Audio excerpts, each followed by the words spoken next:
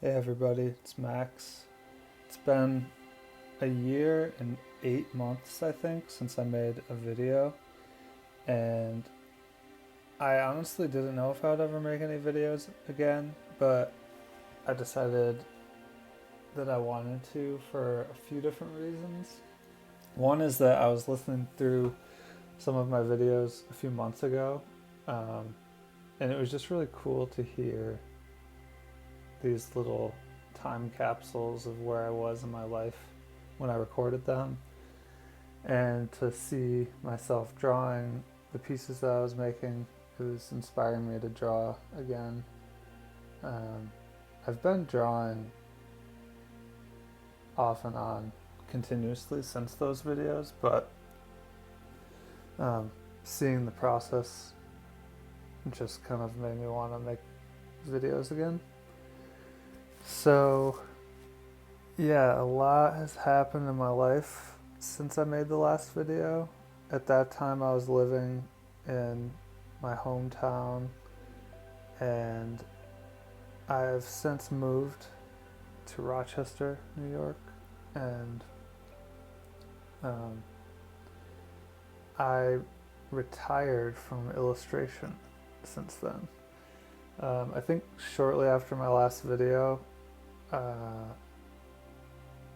I got to a point with my illustration career where it just wasn't sustainable anymore, and I realized that I was not happy and I was really struggling quite a bit. Um, there's a lot to unpack with that. I think I talked about it a bit, but I had developed an arm injury from drawing so much, and I think part of that was just being stressed, um, being in kind of a constant state of stress and drawing all the time. Um, the stress being from the struggle of trying to get by financially and keep up with the ins and outs of having an illustration business. Um, and yeah, I guess it all just kind of built up, and I basically did everything I could possibly think of to fix my arm issues, but it was still preventing me from working consistently and completing jobs. Um, it was just really disruptive to my workflow, and it was just stressing me out because I didn't know if it would ever go away and if I would be able to continue working as an illustrator.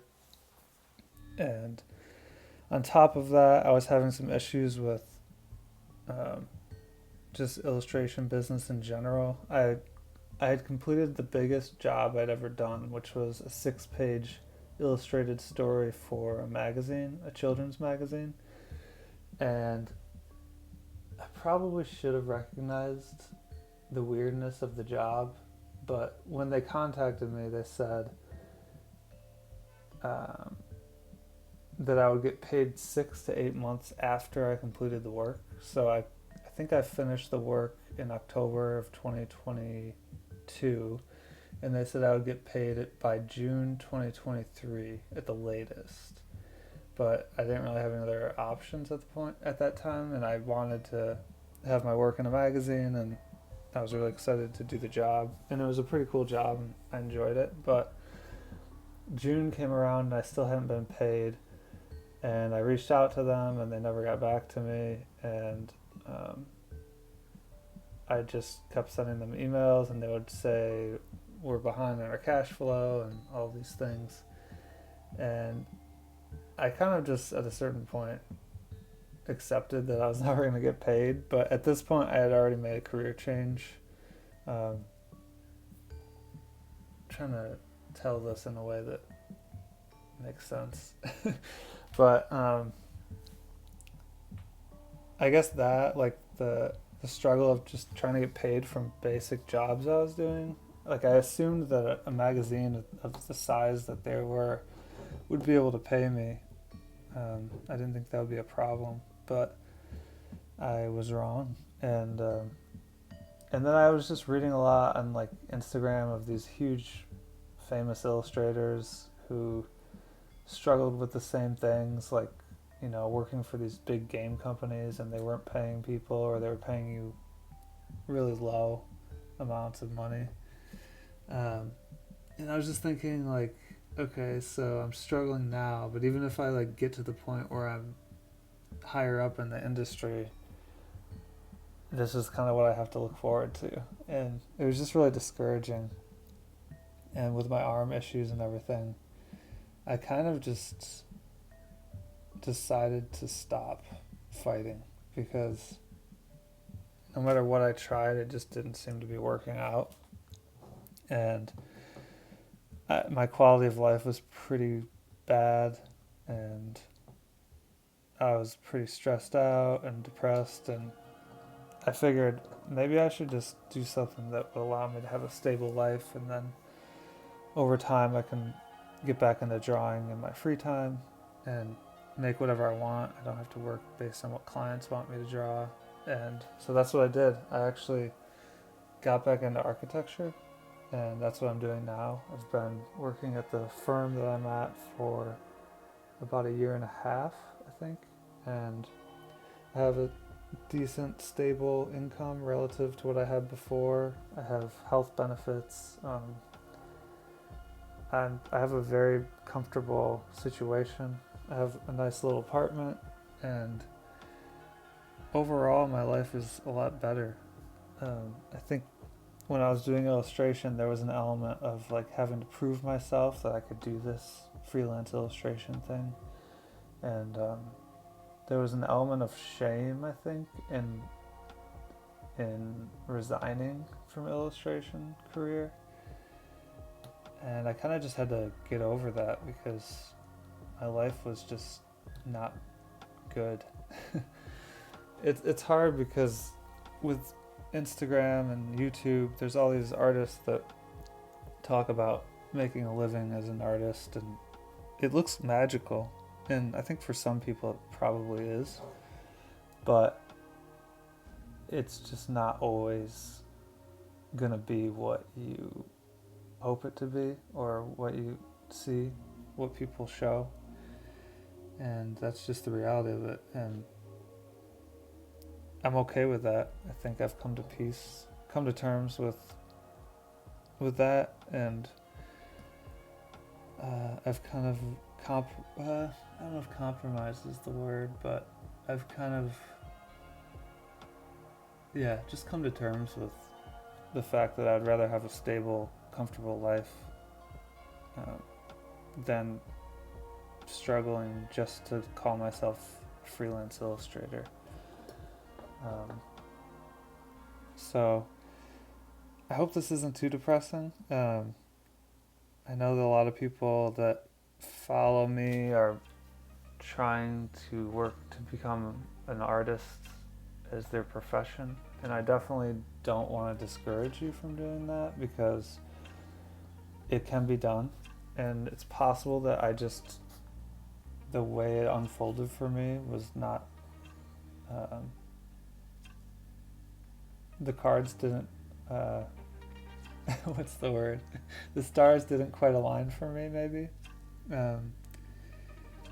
And that's okay. Like, life is kind of a journey, I think. And that was just one chapter in my story, and I learned a lot from it.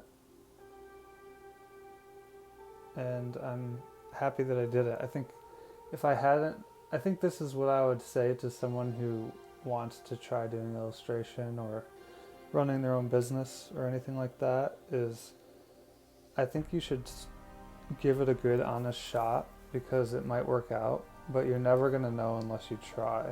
And if you don't try, then you'll always wonder if you could have been something else, or if it could have worked out.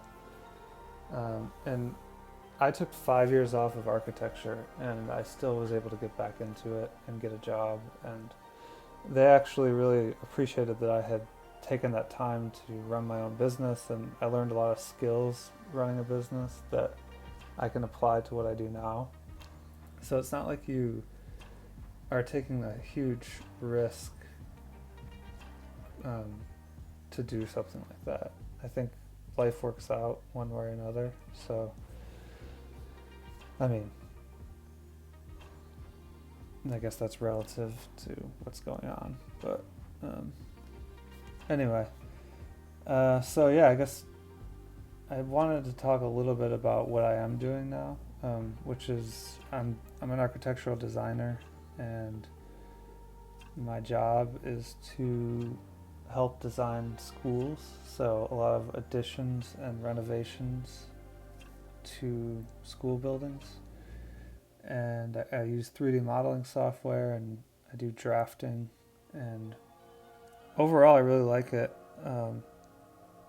I kind of just get to sit at a computer and listen to music and create things and learn a lot of new skills, and I get to learn about this complex thing that is architecture.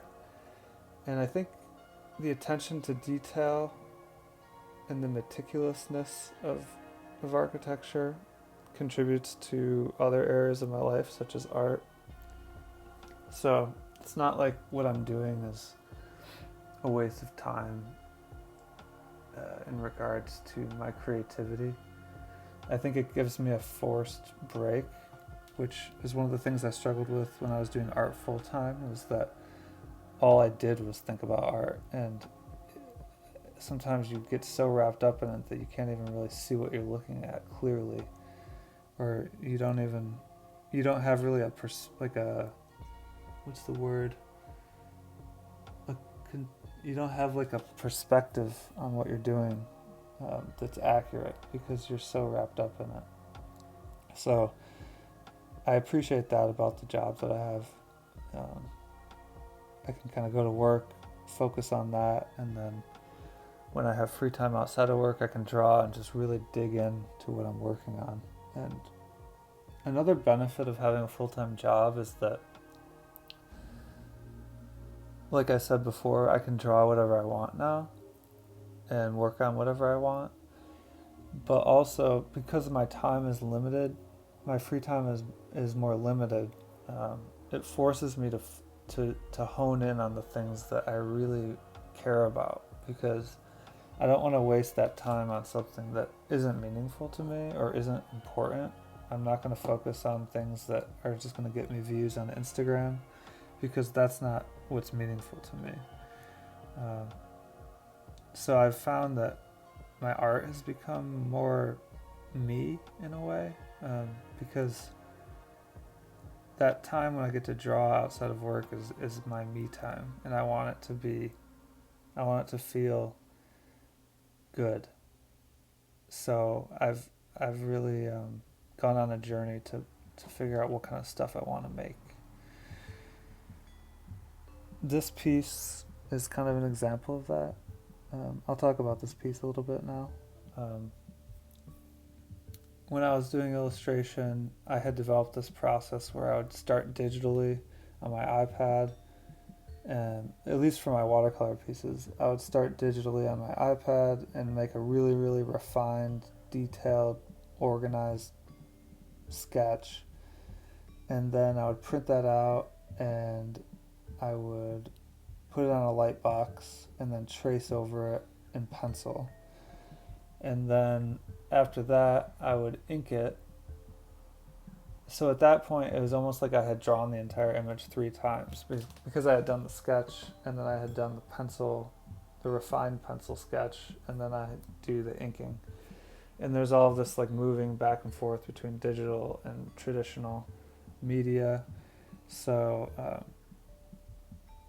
for this piece, I decided to just get a piece of paper, sketch out the piece, refine the sketch on the same piece of paper, and then instead of light boxing it and transferring it to another piece of paper, I just inked right over the pencil and then just started painting it.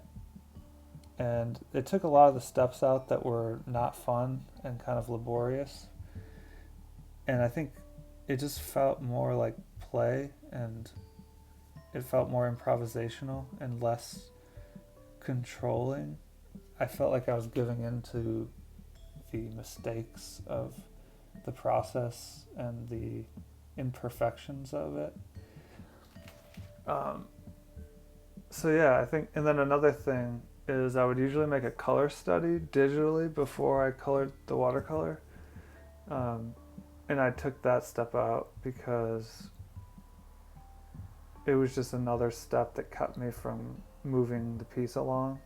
And I may do some like smaller watercolor studies for my next piece, possibly. But I'm just trying to minimize those steps that are more of a chore than a fulfilling part of the creative process. Another thing is, up until a few months ago, I was still considering working digitally as well as traditionally. But with the advent of all this AI art, I'm just finding that I want to more and more just draw on paper, because I think one of the things about digital art is that you can kind of infinitely tweak until it's perfect. And with traditional art, there's more imperfection that's left in the final piece.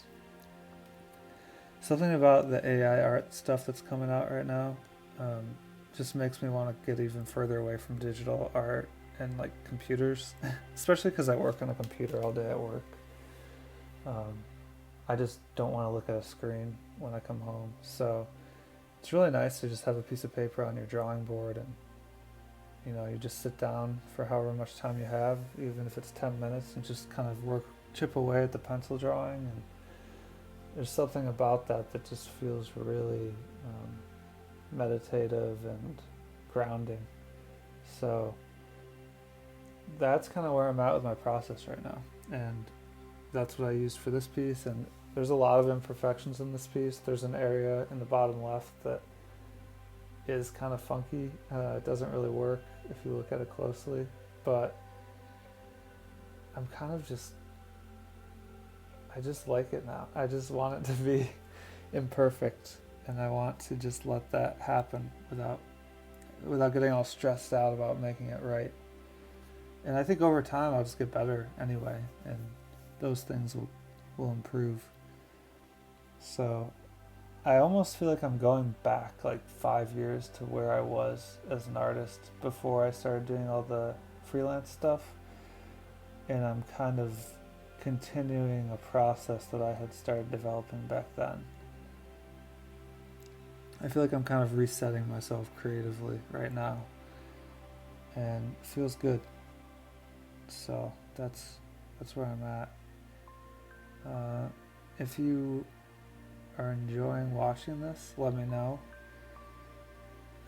I reactivated my Etsy shop, so I have some prints for sale on there if you're interested in buying them.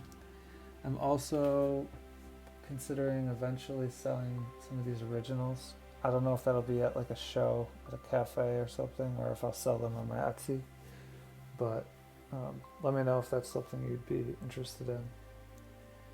And I guess just say hi in the comments. It's just nice to have a little bit more of a intimate space. That's why I like YouTube, is you can kind of,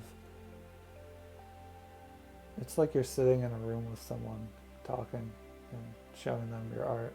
And it feels just more personal than Instagram, where you're just one little post in a sea of advertisements and artists.